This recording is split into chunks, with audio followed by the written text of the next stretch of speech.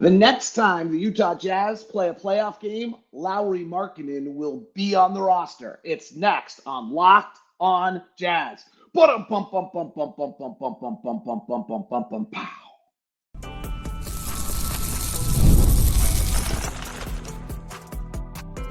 You are Locked on Jazz, your daily podcast on the Utah Jazz. Part of the Locked on Podcast Network. Your team every day. How are you? I'm David Locke, radio voice of the Utah Jazz, Jazz NBA insider. This is Locked on Jazz. It's your daily podcast on the Utah Jazz, for your insight, expertise, geeky numbers, and hopefully making it way better to be a Jazz fan each and every day. Thank you so much to Leaf to Lean for carrying the show for the last month, and thank you for making this your first listen of the day. We are free and available on all podcasting apps as well as on YouTube. And to the everydayers out there, you're the best. Bumped into a bunch of guys over at the Teddy Swims concert. Was around town a little bit. I'm actually in a new location today. I think it's going to sound a little funky today as I'm doing it off the headphones. I'm actually in a brand new location and did not bring all my equipment and all my gear, and then suddenly realized, oh my gosh, I'm back on the docket. So super glad to be back. I'll be with you here this month. We'll try to dig in and get Ron Boone and Thurl Bailey and Craig Bolerjack and everyone to come by, as we always do in the final month before. But we are literally in media day. I think is going to be the 29th. That's the Monday. So we're in the month of media day. We're a month away. We got EuroBasket going on. It's going to be great. Lots is taking place. Some good, some sad. I'm going to do all of that at the end of the show. So third segment today, I'm going to kind of collect on some notes from what's left over. I want to open with kind of building up something Leaf did the other day, and something I've talked about a lot over the days, and is the number one question I get everywhere I get, which is the question of Lauri being traded, and then I want to talk about Lauri's EuroBasket as well. By the way, today's show is brought to you by Monarch Money. Take control of your finances with Monarch Money. Use the code LOCKEDONNBA at monarchmoney.com for 50% off your first year. Lauri Markkanen will play on the Utah Jazz roster in the super cool Mountain Basketball purple uniforms the next time the Utah Jazz play a playoff game. That's the answer. The question keeps being, are they going to trade him? What are they doing with Lauri? Here's the thought. We're not trying to be in basketball purgatory forever. We're not trying to be terrible forever. We're going through this pain and this losing basketball with the quest to become good. And if there's anything that's happened clearly since Austin Ainge has taken over, is that there's now a clear direction of how that's going to take place, or there's at least been enough comments that let you know what that is and how that's going to take place. And how that's going to take place is that some of our draft picks kick in. Ace Bailey this year, whomever, Leaf did a wonderful show on the 2026 prospects. If you didn't catch it, go back and grab it. And if we get one of those kids and they click in, you now are growing with those two pieces. And as they hit year 3 and 4, Cade Cunningham was the example Leaf used on the last show, Jaylen Brown, Jason Tatum, you can look back. As they hit year 3 and 4, now you're ready to accelerate. And as Austin Ainge said in a press conference recently, they're under cost control, which allows you to do a lot of other things. And so this is where Lauri becomes incredibly important to us and is an important piece to our puzzle. Lauri will be on this roster when we make the playoffs next, because you can't just drop everything. We'll have Lauri this year. We won't win a lot of games. It won't be he's not going to inhibit us from being able to make make the lottery, frankly, or be in there for one of these players. He's not going to stop us from getting that done. But you've got to have some players that when the other pieces, the young pieces start to hit, and they've got to really hit. I mean, this whole thing is predicated that Ace Bailey becomes great, the guy we get next year becomes great, and probably the guy we get after that becomes really good. They have a higher standard. They have to really, really, really hit. The idea that we're turning Lauri into a top 10 or top 15 player, I think, is off the table. Like, that was the hope a little bit there after the All-Star season. I'm just not sure that that's there. But his value is that he's good. He complements those players. He's probably a little overpaid for his slot on a really good roster at this point, in which one makes him very difficult to trade, which is part of the reason why I say he'll be on our playoff roster when we make the playoffs next time, because I'm not sure he's totally movable. And then secondarily, he's incredibly valuable to us because you need to have some pieces that are good while the others grow. And his negative would be that he's slightly overpaid for his slot as a third best player on a good team. But if that's the case, that doesn't matter as much for us because we have our young two players under cost control when we get there. Leaf outlined a lot of this really, really well in the last few shows. So, like, if you look at the Cade Cunningham and you draft a bunch of guys in Detroit and then they come across, well, but one of the keys here and where Utah's going to be ahead of this a little bit is you're going to have Lauri Markkanen who's good. You're going to have Walker Kessler as an established good player. Important rotation. Hopefully Keyonte George this year, this is his jump. He rolls into being, this is what makes this year so exciting, that Keyonte George rolls in to being an efficient and valuable, maybe sixth man in the NBA. And then the question is, can Cody Williams, can Isaiah Collier, can Kyle Filipowski, can Bryce Sensabaugh, can Taylor Hendricks? Who am I missing? There's so many I've missed one. There's 6. I've missed one. Maybe it's Key. Can one of those, maybe 2 of them, become viable rotation players? And if they can, well, now you're beginning to piece this together, but then you have cap money, you have space because your best players are in quality control. And then you can make the jump the way Detroit did to 40-plus wins, the way Orlando did in year 2 of Paolo Banchero, in year 3 of Franz Wagner, with Jalen Suggs being on that roster like Leaf talked about, that you have that, you know, you have those players that were on the roster, and then we have, I think we're further ahead because Lowry's really good, Walker's really good, and you can go from there. So Lauri, for all the clickbait, and hey, I'm in the clickbait world too. You've seen, like, our titling's there. And I get it. Like, right now, if you're writing an article in September or August about the Utah Jazz, it's going to be about whether Lowry's getting traded. I'm doing the same show right now. So despite the fact that that seems to be every article that you see on every one of our great, I love this site. I love these guys. J-Notes, SLC Dunk. They're all great. They work their ass off for probably little dividend. I'm huge fans. I'll support them every time I can. I'm not criticizing them, but what they're going to write right now is about Lowry's latest trade rumors, which will create the phenomenon in your head that Lowry's about to get dealt. The national people probably haven't thought it as deeply as we just broke it down. And so they're going to talk about it also, that Lowry's going to, what are the Jazz doing with Lauri? Well, what the Jazz are doing with Lauri is building. And they're not building around Lauri, right? So this is important. They're not building around Lauri. We're building around Ace Bailey, whoever we get next year, and probably whoever we get the year after that. And it's going to be Ace Bailey's 4th year, and that other kid's 3rd year, and the other kid's 2nd year when we're finally really good again. It's still got a ways to go. But since I'm in it, like, since this matches, like, to where my thoughts are right now, if you're building a house, yeah, the main room with the best view is probably the signature of the franchise piece. And then your master bedroom is probably second, but you're not building just two rooms.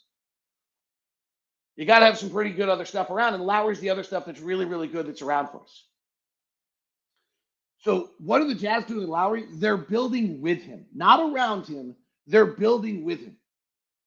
And what's so exciting about this upcoming season is to watch Walker be established, watch Lauri be established. Now you've got your 2 established rotation. Can Keyonte become a 3rd established rotation player? Can somebody else, Isaiah Collier, become a 4th?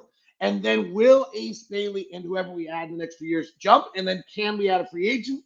And boom, then we're ready to go. That's the script. The route is there. It's going to take a while. It's not going to be easy. And right there, that was without any problems. If there's problems, it gets delayed. But that's the script. Lauri is tearing up, or at least until the first half against Lithuania. EuroBasket again. What does it mean? Next on Locked on Jazz. Today's show is brought to you by my friends over at Murdoch Hyundai, located at 4646 South State Street, also located in Logan and in Linden. Great people over there. It's been so fun. We've actually sent a bunch of people, not surprisingly, we've sent a bunch of people over recently. Here's how it works. If you're in the market for a car right now and you're looking at a Hyundai, you should be, because if you're looking for a car right now, I would suggest putting Hyundai on the list because you get the most bells, whistles, all those various things for the price point. And then you decide whether you think it looks good or not, but you should at least investigate what you get for it. I'm driving the new Santa Fe. It's incredible. The hybrid, it's like dreamy, totally dreamy. How many miles you can get before you're filling up your tank again. Also how it drives, how quiet it is. I literally didn't know it was turned on the first time. It's pretty amazing. So I'm driving the Santa Fe right now, the hybrid. If you're in the market for a car, email me at dlock09@gmail.com, and then I will set up a meeting with you with Murdoch Hyundai. So you walk in, your guy's waiting for you, or your woman's waiting for you right there, gives you the VIP treatment you deserve. You don't have to walk in the door and deal with which vulture is going to come get you into that awkwardness. We'll take care of it. Everything will be waiting for you. Efficiency, boom, out the door, all set up. And Murdoch Hyundai, located at 4646 South State Street, Logan and Linden. So please email me and let me know where you're heading and what you need to set up, and I'll get you taken care of at dlock09@gmail.com. Today's show is also brought to you by Monarch Money. Most people can't name all their financial accounts or even what they're worth, whether it's 401ks or investments. And when you don't have the full picture, you end up leaving money on the table. That's where Monarch Money comes in. It's all-in-one personal finance tool that brings you the entire financial life together in one clean, easy-to-use interface on your laptop or your phone. The one cool thing also for me is it can isolate certain aspects.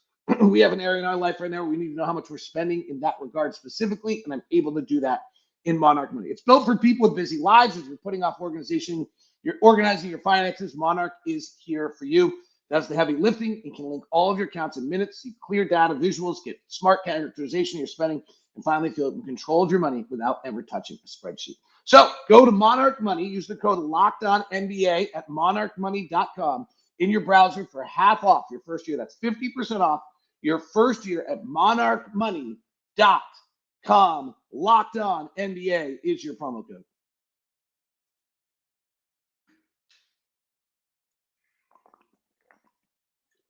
Out of practice, need a little drink of water. Hope everyone's great. Super fun to be back. Leaf was really great. He's super. And I can't thank him enough because I actually frankly need that month. So it's really great. Lauri's relatively dominating EuroBasket again. Last night or yesterday or whatever time zone you want to call it, Lithuania really clogged him up in the first half of the game yesterday. He did not get going really much at all. In fact, had, I think, a 7-point first half, a lot of double teaming. I did love the 5 assists. I mean, Lauri has really never been one who has ever passed the basketball at all. And so the fact that you saw him with 5 assists last night, yesterday, interesting his teammates, was nice. They have a huge game coming up against Germany, who's 4-0. The top 4, I believe, qualify for the round of 16 in each group. They're in Group B. They're going to qualify for the round of 16. Montenegro's 1-3. Sweden's 1-3. Great Britain's 0-4 in their group.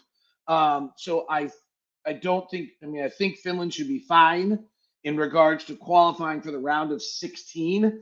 They have one more game left against Germany. It'd just be a big one. If they can win, they have a chance to go in as a 1 seed in the tournament. So that would be that's really the ideal thing.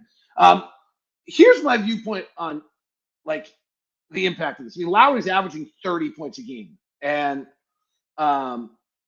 he's averaging 3.5 assists. And the 3.5 assists probably are the item to me that's the most exciting, as I said. The other thing I would say on Lauri is he seems to gain confidence from this. We have a sample size of 1. From the last time he did this, that he comes and seems to have a renewed energy and focus. Last year he got derailed by injuries. This year all of these guys are going to be in real peak shape when they hit camp here in September. And it will be interesting to see. I mean, they end September 14th and camp ends basically September 29th. So they get a week or two off, but they're going to be in peak playing shape at a very high level. The things that excite me the most about the way Lauri's playing is the shooting percentage. So yesterday wasn't a great day, but he's shooting 41% from 3. I mean, that's just who he is. The 11 free throws he's getting a game, I think it is. is a sign of self-creation, which is not his strength. Now, self-creation against guys that aren't as good and overmanned, and there's just nothing like having, he has the number one defender on every team guarding him. So Jaylen Brown, when Clay Boston's guarding him, and, whoever, whether it's going to be Bruce Brown now in Denver, whoever it's going to be, the best defenders on him, it's a totally different world for him. But I thought even in the game against Lithuania, they're +6 when he's on the floor. And they lose the game. He's a dominating force right now. So the things that are most exciting to me in regards to Lauri's EuroBasket play in the 4 games of EuroBasket, obviously in the kind of Norwegian circuit he was on earlier when he was kicking the crap out of Sweden and everybody else. I just think he's so dominant. I'm not sure it matters. The 3 things that jump out to me statistically that are best are 41% three-point shooting, 3 assists a game, 3 steals a game, 2.5. Those are really great. The bigger picture item with Lauri is that it seems to give him a level of confidence and energy coming into a season. Again, our sample size is 1, but this is when he came into his all-star year, is when he came out of this feeling of, and this is where there's the great moment with Will Hardy, where Will Hardy kind of says early in the season, everyone realized that Lauri's our best player. And I think Lauri comes into this camp with the Jazz, and it's so obvious he's the best player, but he comes maybe with a renewed energy and focus to that role. And, when you look at Lauri's play with the Jazz, there's no question that his productivity changed after Mike Conley got traded, right? So in his 3 years that we've had him, we have the first half of that season of the 22-23 season is when he becomes an all-star. In his second half of that season is not nearly as strong. His full season when he plays 55 games the next year is good. He shoots 2 percentage points, field goal percentage less. His 3 points about the same. His effective field goal percentage was only down a point. So it's hard to nitpick that. And then last year, he really slips, right? He goes down, his effective field goal percentage is down a full 5.5 percentage points. He goes from shooting 40% from 3 to 35% from 3. And so, but also last year was just funky. And I do think the one thing that's been forgotten is he got derailed body-wise early. And I think that's always been a little bit of a story on Lauri's career. He's never been a guy who's played a lot of games, and that number is now very misleading. But if you recall, I think he misses games like 5, 6, and 7 last year, right out of the chute with getting banged up. And then he comes back and is not terrific right after that stretch when he first comes back, and then finally hits a rhythm again. And then we get into the weirdness where, like, okay, we're not playing back-to-backs because of the hamstring or whatever it was. And then we're going to Portland and playing a game where he doesn't play, and then it just seems, and then he doesn't dress in various games, and then he's inactive for a while, and then we get fined and all the other stuff that went on. And it seems as though that probably zapped some zest from the season from Lauri, if we're being perfectly honest. So I think we'll see a real leadership commanding role. It's just a very easy thing for him to go from being, and then also, frankly, I think we'll see, this is a subtle, John Collins is a great dude, but he's a big personality in a very good way, like high fives, positive. I'll be totally honest with John Collins. I didn't buy it when he came. I thought it was really like inauthentic. And then as he was with us, the longer he was with us, I was like, oh, this is super authentic.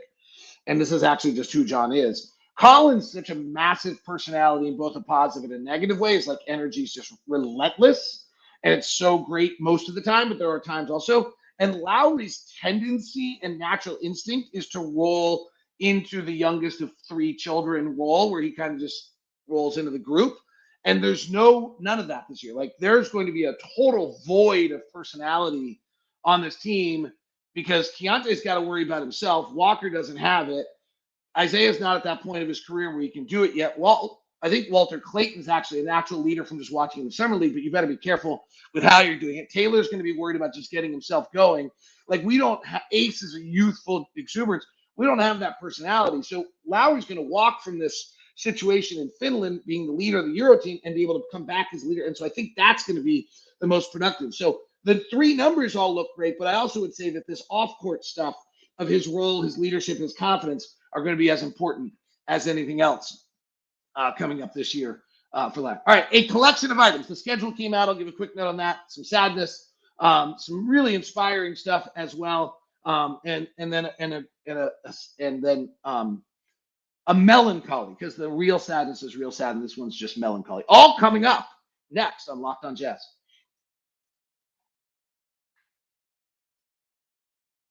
Today's show is brought to you by our friends over at FanDuel. The NFL season is almost here. In fact, it's Thursday, so make sure you're getting ready for kickoff with a can't-miss offer right now. New customers can bet just $5. And if your bet wins, you get $300 in bonus bets to use across the app. Let me say that again. Right now, new customers can bet just $5. And if your bet wins, you'll get $300 in bonus bets to use across the app. That's right. So, are you ready to play? Download the FanDuel app now by visiting FanDuel.com to get started. That's FanDuel.com to place your first $5 bet. Some of you might want to point out that the college football season is ready to go as well. And so some of those lines might be the ones you want to play more than any other. That is fair as well. NFL, by the way, Thursday night, Dallas against Philadelphia, 8.5-point favorite are the Eagles. And then the Chiefs on Friday are a 3-point favorite over the Chargers before the Sunday games get started. By the way, if you're watching the U.S. Open, like I am, there are a bunch of interesting lines on that one. If you got enough guts to pull some upsets and things like that, there's some monster lines on tennis. Just ask Leaf Tulane about betting tennis. It's all at FanDuel.com. Jump aboard right now, get in the action. First $5 bet. Actually, never mind. I don't want to give any suggestions, but there is a tennis bet today that's so one-sided that if you're trying to find your $5 bet to win, you could do that. That's all I'm saying. That's all I'm saying. See ya.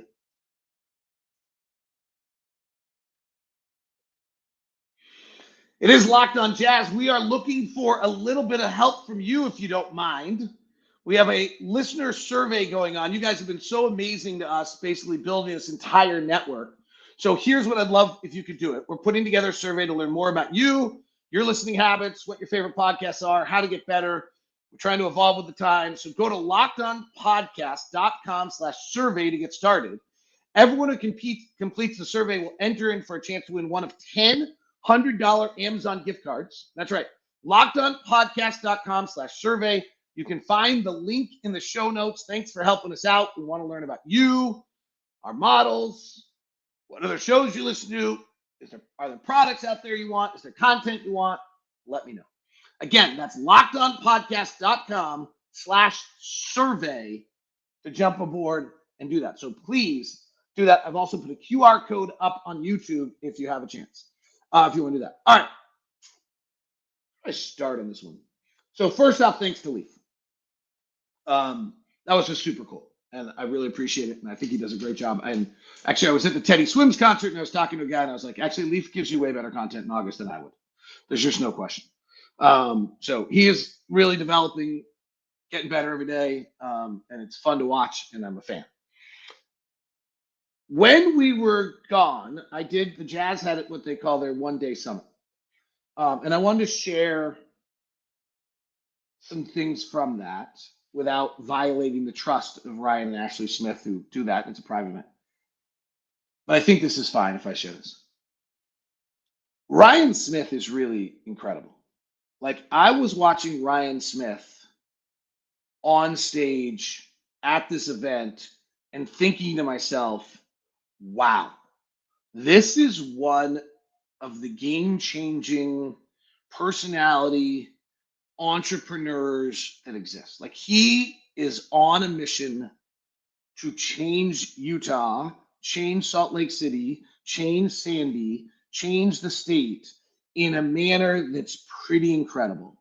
And there are very few people that ever come around that have the guts, that have the vision, that have the chutzpah to be able to believe and try something like this. And then the next one is to get people to come with him. He had a great line that I thought was valuable to all of us in life. Why not us? Who else? Why not us? And it's kind of what he was saying to us as staff, as we are part of this organization and moving forward, is like, why not us? Why aren't we the ones changing the landscape of where we are? And if not us, who else? And I thought it was pretty inspiring. And frankly, I thought it was pretty inspiring to like how we all should be living. Like if there's something going on that's not to your, why not us? Why aren't we changing it? And who else is going to? If you're just sitting by, and whether it's a friend or a society or something, and you're just sitting by, like, well, who else? Like if you're just waiting for someone else to do it, then never gonna happen. Probably not, unless you're waiting for some miracle to come by, or you're waiting for this 1 in a million like Ryan Smith. So he's leading us in this kind of awesome manner of like, why not us? Who else? I think it's a great. I like it. I like it a lot, by the way. So I want to share it. Ashley Smith deserves co-billing. I think largely due to Caroline Klein's influence, at least according to Ashley, and we'll talk about Caroline in a second if we can. That we would be me.